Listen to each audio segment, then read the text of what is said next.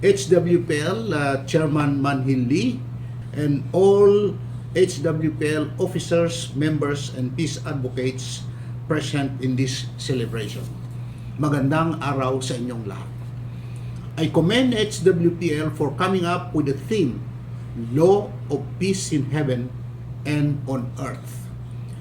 Because of this timeliness and relevance to our general situation as a community of peoples in search of lasting peace and harmony, I'd like to focus on how we can contribute best to the realization of spreading a kind of peace here on earth that is in accord with the law of peace in heaven.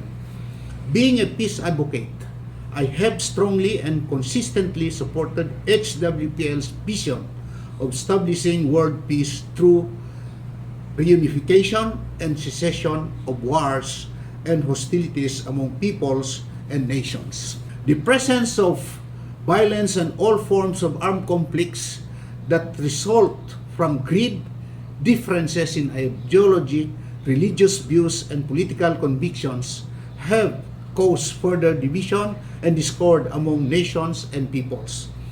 Given all of this, my commitment to work closely with HWPL has challenged me to initiate two very important things in the Commission on Higher Education. Firstly, in 2019, I initiated and chaired the issuance of CMO number 1.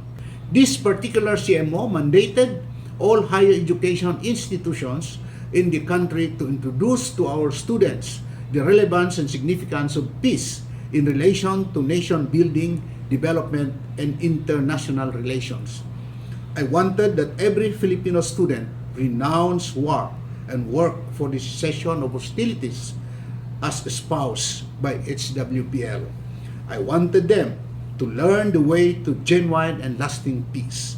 I wanted every Filipino student to adopt the values of respect, harmony, and solidarity. I wanted them to know the true meaning of peace as I have outlined in my book that says, and I quote, "Peace is not merely the absence of war, oppression, and tension, but the presence of love, justice, development, and respect of one's inalienable rights," unquote.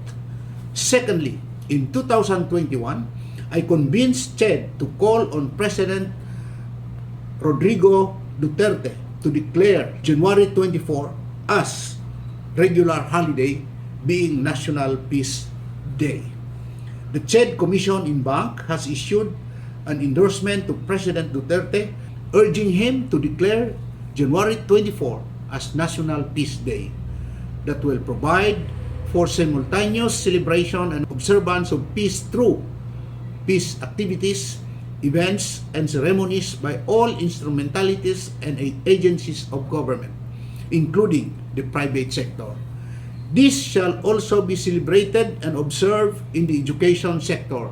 These two initiatives I have undertaken, however small, are so significant for me because they can provide our people with a fourth step of heavenly peace here on earth. The law of peace in heaven is made concrete here on earth when we begin to talk about the removal of discrimination, greed, and conflict in people's lives. It is present when we talk of unity, harmony, sympathy, solidarity, and development. It is felt when we talk about building bridges, networks, friendships, and partnerships.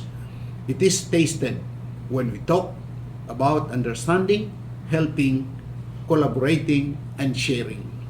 This is how we will make the law of peace in heaven and on earth becomes real for all of us today as we celebrate the 8th anniversary of the January 24 HWPL Peace Day. Thank you, mabuhay, and we are one.